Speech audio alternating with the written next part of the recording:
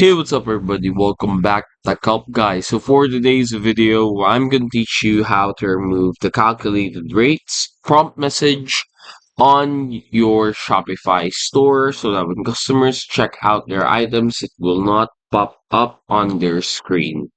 Alright, so first thing you need to do is here on the lower left corner of the screen, go to settings. And then from here, you want to make sure that you go to shipping and delivery. And then here for checkout our Shopify calculator or calculate rates, make sure that this isn't filled out. So some have here calculate discount rates. Make sure that this is blanked out. That is possible. So just completely blank it out. And then next, what you want to do is you want to go here to check out.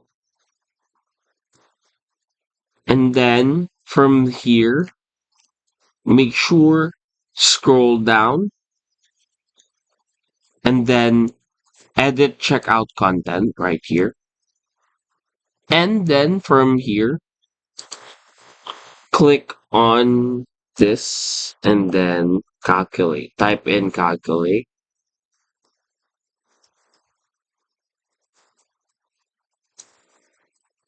And make sure that these are all blanked out as well.